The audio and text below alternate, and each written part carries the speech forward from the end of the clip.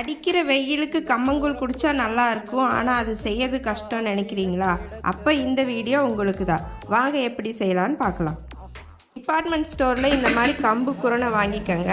குக்கரில் 2 டம்ளர் கம்பு குரணை எடுத்துகிட்டு அதில் 5 டம்ளர் தண்ணி ஊற்றி குக்கரில் வச்சு நல்லா ஒரு 3 விசில் விடுங்க.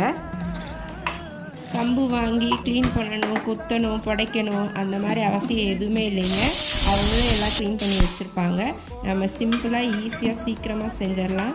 ஸோ விசில் நின்னதும் குக்கரை திறந்தீங்கன்னா கம்பு சாப்பாடு ரெடி.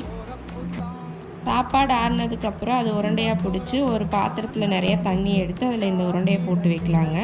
மண்பானை இருந்தால் மண்பானையிலையும் போட்டு வைக்கலாம். அதுக்கப்புறம் இந்த மாதிரி ஒரு துணியில் மூடி வச்சுட்டு அடுத்த நாள் காலையில் ஓப்பன் பண்ணி அந்த உருண்டைகளை எடுத்து தயிர் ஊற்றி உப்பு போட்டு கரைச்சோம்னா நமக்கு கம்பங்கூழ் ரெடி. கடையில் கம்பு வாங்கும்போது அது காட்டு கம்பான்னு கேட்டு வாங்கிக்கணும். காட்டு கம்பு தான் நல்லாயிருக்கும், டேஸ்ட்டாக இருக்கும். இந்த கம்பங்கூழுக்கு பெஸ்ட்டு காம்பினேஷன் சின்ன வெங்காயம் தாங்க. சின்ன வெங்காயம் வச்சுக்கலாம், இல்லை வடகம் பொரிச்சிக்கலாம்.